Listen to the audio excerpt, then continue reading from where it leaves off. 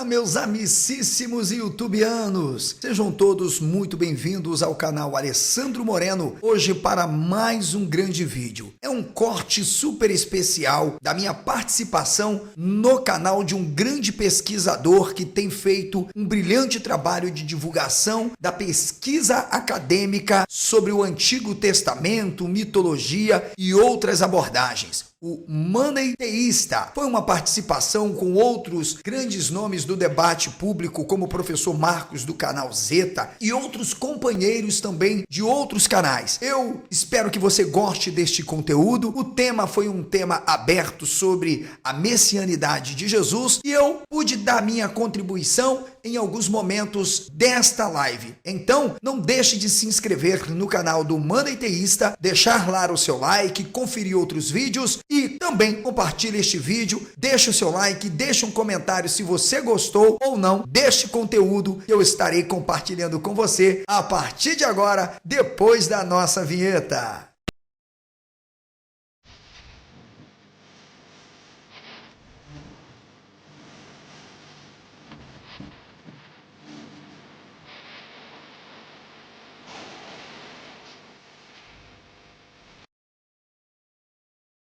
Nós não conseguimos ver o fim. Isso não é eternidade, ok, pessoal? Seja bem-vindo, professor Marcos também.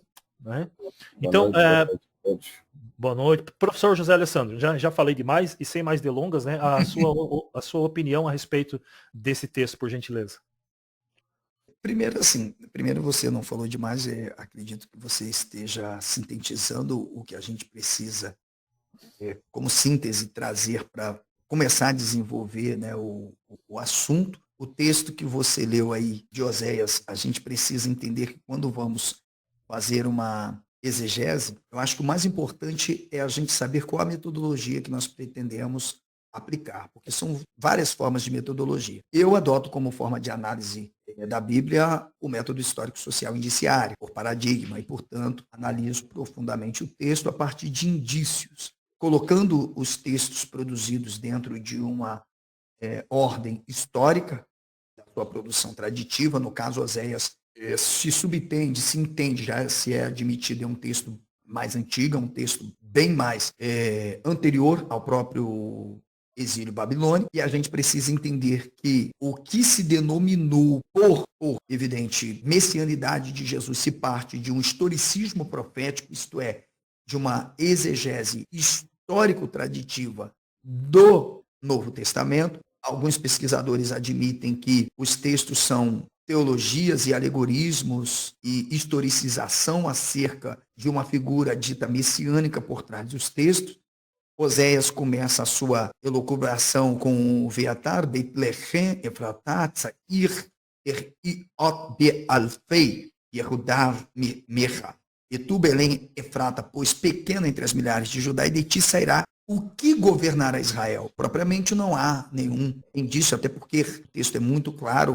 Ao se falar por governar, não significa propriamente ser o Messias, poderia ser qualquer reino.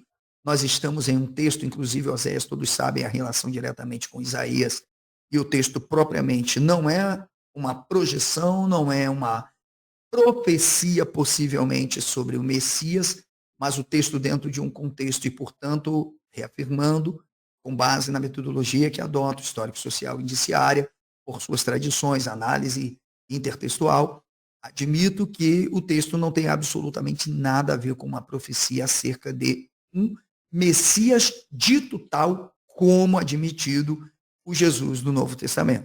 É só mesmo por uma questão aqui de estratégia de, como é que se diz, de sinal de internet. Tenta sair e entrar de novo, que talvez melhore a sua conexão aí, tá? Beleza? Vamos lá então. Então eu vou trazer aqui um texto, né? E depois eu vou perguntar a opinião de todos vocês, que eu, na minha opinião, obviamente eu posso estar errado, né? Mas eu acho que é o texto mais polêmico em relação à messianidade, né, de Jesus ou não, que é o texto de Isaías 53, né? Eu gostaria de saber a cara do Ishai.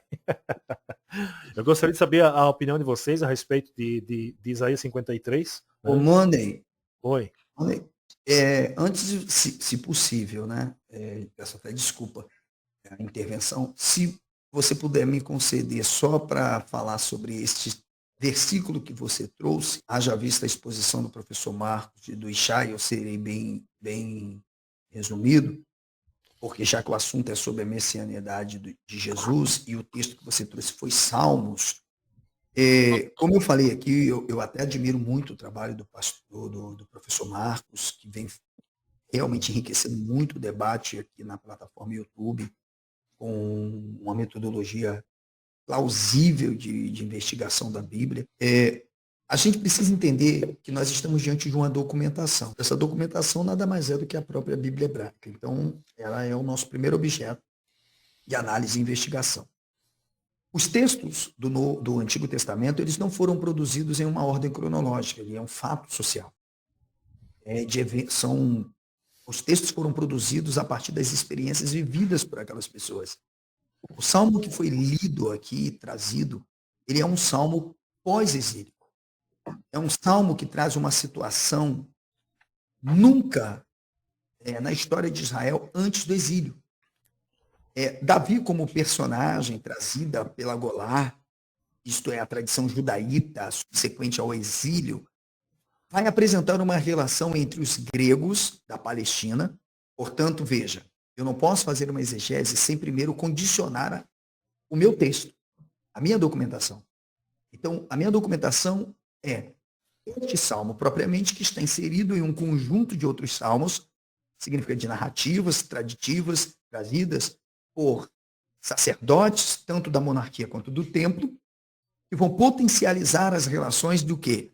Daquelas civilizações ou impérios, vamos chamar como os próprios assírios e babilônicos, em detrimento de rebeliões que estavam continuamente vivenciadas pelo povo e que, de acordo com os sacerdotes que futuramente foram chamados até para a teologia histórica de profetas, vão criando monumentos cuneiformes das figuras desses reis. E aí o Ishai, mesmo que eu discorde de alguns pontos, fora o tema em apreço, em relação à questão da própria Tanar, né, trouxe muito bem. Nós estamos dentro de um texto que não fala sobre Jesus, não é uma profecia sobre o Messias propriamente pensado na perspectiva de um Yeshua, um Jesus do Novo Testamento, e sim da própria estrutura política e social de Judá.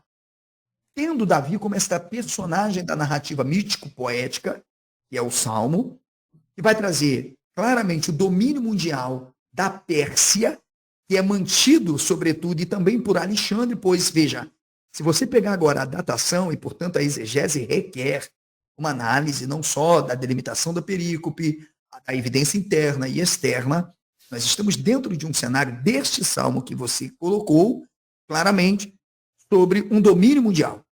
Pérsia e Alexandre, ou seja, os persas e os gregos. Então, dentro de um contexto que nada tem a ver com projeções sobre o futuro, claramente pensado como uma figura do primeiro século, e sim aquele contexto, partindo da tradição judaíta lá, que vai se formar a partir da Golá. Portanto, é provável que o poeta, e portanto se eu falo de Salmos, prestem bem atenção, senhores, com mais respeito, venham a todos os demais amigos acadêmicos, pesquisadores, nós estamos falando de um poeta que vai idealizar toda uma estrutura narrativa de uma dinastia. E quem está nessa dinastia? Davi.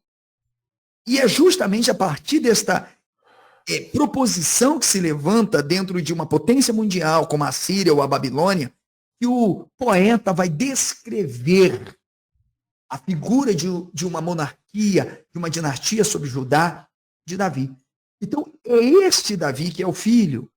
Não é Jesus. Não existe, veja, o pós-exílio, e aí voltando por um ano, aproximadamente 400 e alguma coisa, então estou falando bem depois do exílio, é somente depois disto que um grupo específico, que nós vamos chamar aqui, essenista, esoterista, que vai trazer um outro aspecto para a figura de um possível Messias, mas que nada tem com uma ortodoxia, com uma tradição que vai pensar que este Messias que se está propondo está ligado à monarquia, está a uma dinastia específica, a uma tradição judaíta, e que pode ou não ser uma figura, neste caso Davi aparecendo como o amado, Yud-Re, Vav-Re, o Adonai, aquela insígnia que começa lá com bigrama, depois trigrama, depois tetragrama de Judá, é que a gente vai entender como vai se construir toda uma estrutura histórico-social e política do reinado de Judá.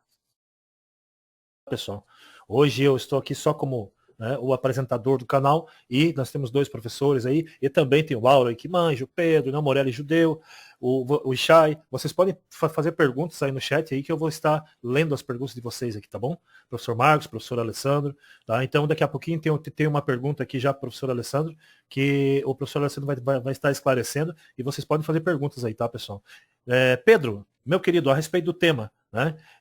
Jesus, ele é Messias, foi Messias, de alguma forma, algum texto do Novo Testamento, na sua visão, pode ser aplicado a Jesus no contexto messiânico? Boa noite, seja bem-vindo mais uma vez. Valeu, obrigado. É uma honra estar aqui, ainda mais com o professor. Acho que é a primeira vez que eu estou entrando com o professor José Alessandro Neves. E eu só vou te interromper só 2 segundos. Enquanto você fala, eu vou ali pegar meu cafezinho e já vem, tá? Vai lá. É um prazer, é um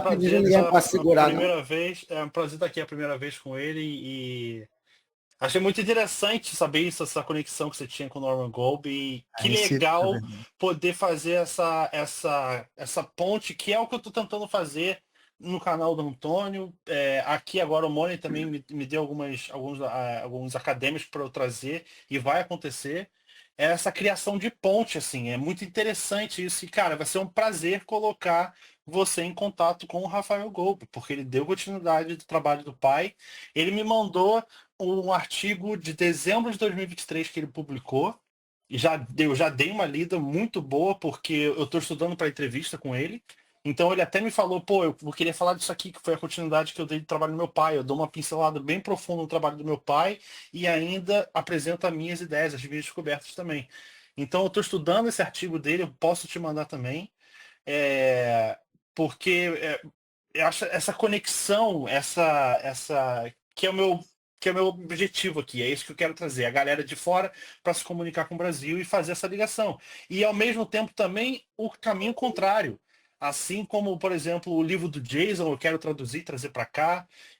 Também eu quero ajudar o pessoal da Multiversal. Eu estou em contato direto, quase toda semana eu converso com o Richard Carrier. Então, eu quero começar a apresentar, porque eu acho que a gente tem que começar a mostrar que esse Messias não é a verdade. Eu só quero começar a incomodar de que, cara, esse atestado que vocês estão querendo dar pra gente de que Jesus foi até um revolucionário, que aquela hora que ele fala que dê a César o que é de César é uma afronta a Roma, eu quero começar a incomodar, apresentar de forma séria para os acadêmicos, principalmente para o Richard Carey, que, cara, não é bem assim. Aquilo ali, eu acho que ele pode ajudar muito mais isso a desenvolver o miticismo mais ainda. Porque aquilo ali claramente não é nada contra Roma. Então, querer passar um personagem pra gente que foi revolucionário, é o que eu tô repetindo nessa frase. Então, querendo me dar um atestado de idiota, ainda querem que eu assine. Porque de Messias não tem nada. Pelo contrário, uma coisa que eu observo muito, eu quero que o Moni até continue lendo, porque tem a passagem que realmente me fez repensar. Quando eu comecei a ler, eu falei, cara, como é que ele é o Messias se um versículo que eu chamei do Egito, eu chamei o meu filho, aquilo ali claramente foi tirado de contexto. Como prova de que Jesus existiu? Cara, só basta a gente ficar em silêncio que já refuta. Entendeu? Não tem como discutir, ficar discutindo com essas coisas assim, porque assim, você sempre ouve a palavra assim, ó, eu acredito que isso, eu acredito que isso e isso. Porque eu não falo assim, ó, aqui está o fundamento, assim, está assim, acabou, não tem, entendeu? Olha, eu sou sincero para vocês, são tantas proposições que eu confesso que eu estou maravilhado, me sinto enriquecido com todos vocês. Para mim, deixa eu ver aqui. Eu mesmo não sei. Peraí, Chay. Tô falando agora, já foi. Chay, só um momento, tá? Deixa o professor... Vou fazer uma música para essa tremidinha sua aí.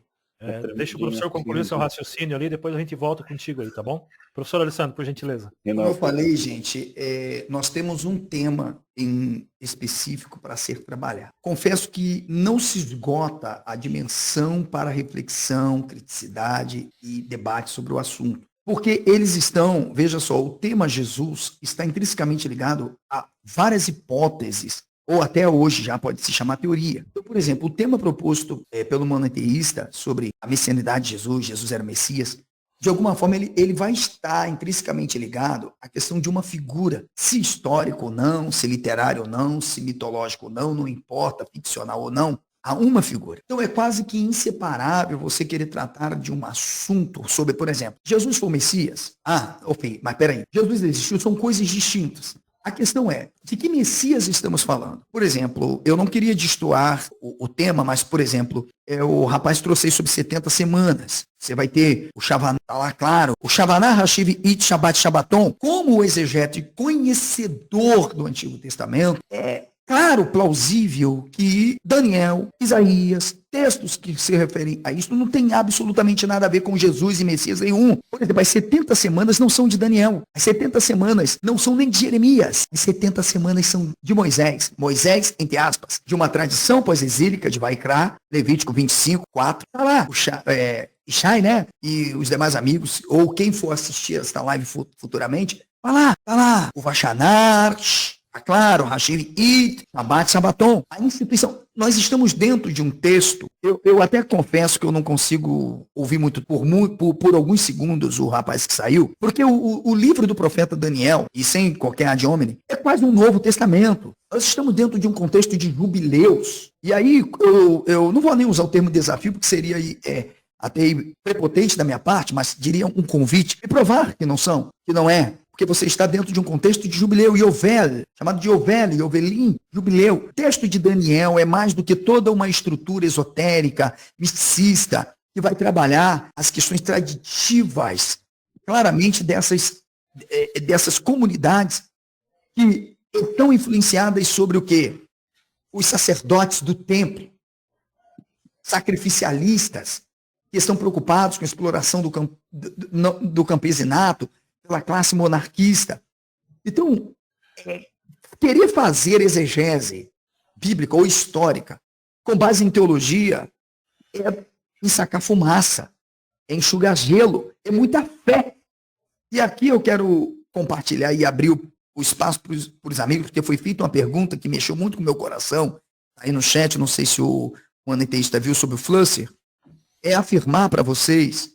E eu não falo aqui jamais me colocando acima de qualquer um de vocês ou de quem vai assistir, mas de quem dedicou praticamente 18 anos da sua vida antes de publicar este livro que está aqui e depois vem revisando bibliografias e pesquisas sobre o tema exclusivamente Jesus, seja histórico, seja miticista, seja lá o que for, que são absolutamente contraditórios, discrepantes entre si, retratam a figura de um cara real. Eis o problema. Vamos ler aqui para vocês verem o problema que o David Flusser arrumou. Olha aqui, ó. O vem Elmish, aqui, ó. Logo aqui eu vou sublinhar, vamos ver se vai dar para eu sublinhar, porque provavelmente ele vai travar, que é um software que eu utilizo dos manuscritos do Mar Morto. Ó, o vem olha, Meshiren Kibelev Shalom Darashru. Vaikan, olha aqui, ó. Vaikan Lahem Moret Tzadik. Levaderem Baderer levou. A partir daqui, você tem justamente o tema da live do nosso amigo. Vaikan Lahem Moret Tzadik. Levaderem Baderer levou. E ele levantará para quem? Para quem? Para os romanos? Não. Ele levantará para quem? Para os gregos? Não. Ele levantará para quem? Para vós. O que ele levantará para vós? Moret Tzadik, um doutor da lei, um mestre de justiça, para